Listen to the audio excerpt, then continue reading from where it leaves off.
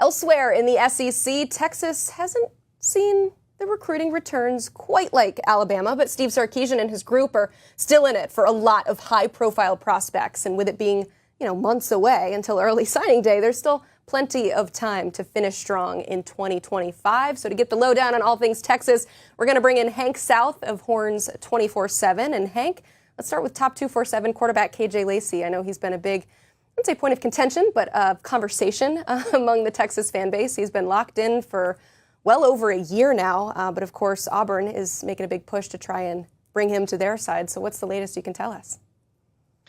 Yeah, he's been Texas's longest tenured commitment. He joined the class in June of 2023 at camp, and he's been on board ever since. And yeah, the last couple weeks, there's been some buzz about Auburn starting to make a heavier push for him. I think it's been pretty clear they're not going to win out in the Juju Lewis sweepstakes if he is to flip from USC. And so they've kind of turned their attention to KJ Lacey. Not that they haven't been in communication with him throughout the whole process, but now that they're maybe more focused on him and maybe Notre Dame commit Deuce Knight as well. So, checking in with sources around his recruitment, the vibe I'm getting is, he's still solid with Texas. I think when you ask KJ himself, he says, as long as nothing changes with Texas, nothing is changing with me. Of course, you have to consider the fact that Auburn is the home state school.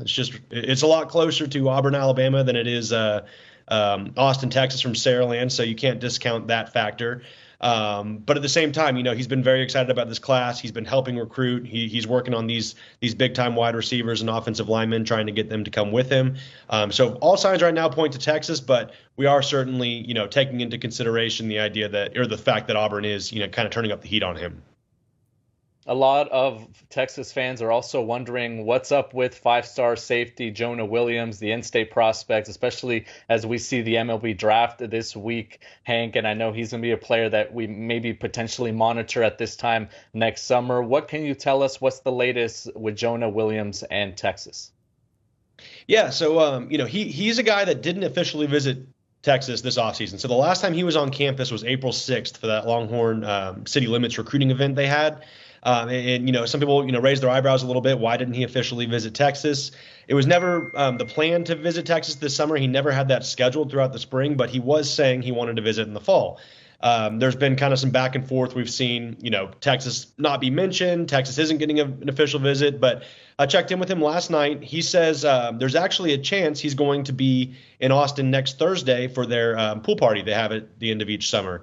So if you're Texas, that's a win. Get him on campus, see where you can go. Hope he doesn't decide this summer and takes his recruitment into the fall. Maybe get an official visit then. One interesting note with Jonah Williams, you mentioned the baseball. Texas just hired Jim Schlossnagle from Texas A&M, a coach he's very close with in terms of baseball recruiters. And when we asked him for his reaction on that a couple weeks ago when the news broke, he said it really helps Texas. So, there's been Oregon buzz, there's been A&M buzz, there's been Oklahoma buzz. There hasn't been Texas buzz for him yet.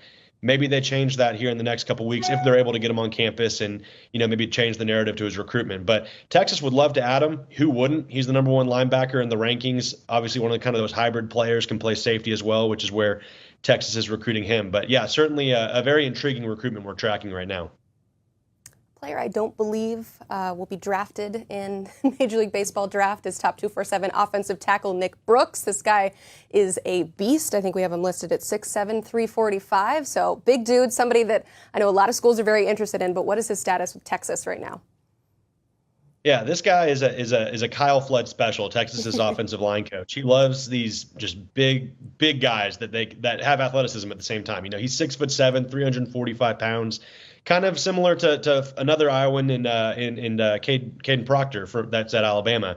But that's another interesting recruitment. So he took an unofficial visit to Texas for the spring game. Then he returned for an official visit that June 14th through 16th weekend. And entering that weekend, all the buzz we were hearing was Georgia and USC were out front for him. After that weekend, he's kind of gone underground. We haven't, we're out at the airport trying to interview some of these kids leaving on flights. We missed him. I don't know how we missed Nick Brooks. He's a big guy, but we did miss him.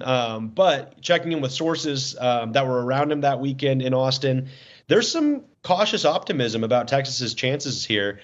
He's obviously one of their, probably their two remaining offensive line targets, him and Michael Fasusi, and they would love to sign him in this class. And, that's kind of been the buzz for the last 4 weeks, is that Texas is in this. And I'm not discounting Georgia, who's obviously, they can get pretty much anyone they want, and then USC as well. But it kind of seems like Texas is trending in this recruitment. And, we haven't heard from Nick. We don't know when he's going to announce. I would imagine we'll see an announcement sometime this summer. But yeah, definitely one Texas fans should circle and keep an eye on. Maybe not as realistic of a, potential get entering the summer, but now seems like Texas has really picked up some traction here. Nick Townsend was a really good pickup for the Longhorns, and he's one of the best jumbo athletes in America. How do you envision him fitting into that team? Yeah, Steve Sarkisian loves to be able to use the tight ends. Obviously, he likes to have blocking tight ends. They have that with a guy like Amari Winston that they had committed in last fall. And then Nick Townsend, you turn on the tape. I mean, what can't this guy do? I think obviously the first thing you think of is Jatavian Sanders. I think he's probably maybe higher of a ceiling of an athlete than Jatavian Sanders. This is a guy that at 245 pounds this spring ran a 10.9 verified 100-meter dash. And so, I talked to his coach, and, they play him. You see his defensive highlights. You see his offensive highlights. He's their long snapper. The coach told us, he could, if he wants to play quarterback, he could probably go in there and push some guys to play quarterback. He's just kind of one of those guys that jack of all trades can just succeed wherever you line him up on the field. So I think this is a really exciting get for Texas. I think they can use him in all sorts of ways at that tight end position. And, a lot of excited people in Austin today. This is a big recruiting win, one over Alabama, one over, USC, a lot of big time programs to get this one done. And in a period of time where there haven't been a lot of wins going Texas's way on the recruiting trail. Also sounds like an athlete that would be really fun to play with in the new college football video game. Along those lines, we did ask Brett, so we got to ask you, Hank, who among Texas's team are you most excited to play with in the new video game? Yeah, I don't think there's any question. This wide receiving core, I actually have already been playing. I got one game in real quick before this. But in terms of the wide receiver, Silas Bolden, a guy that wasn't in Austin this spring. He was a graduate transfer from Oregon State, former All Pac-12 player. So not a lot of people know about him. We didn't really get to see what he could do in the spring. But he's been a fun player to use. I can already talk about it. Scored some touchdowns with him. Kind of a do-it-all kind of player, kind of in that Keelan Robinson role. They can do all sorts of things with him. And then can't forget about Ryan Wingo, the true freshman 5-star. We saw him, what he can do in the orange-white game this past spring, pairing up with Trey Owens at quarterback. He's an electric playmaker, kind of reminds a lot of people of kind of a Jamison Williams, Deebo Samuel kind of hybrid, just speedster. You see it in the highlights right there. So I think those guys, but I think just toss it up if you're Quinn Ewers, and someone's going to catch it with all the wide receivers they have. All right, Hank, what's your record so far? How'd you start?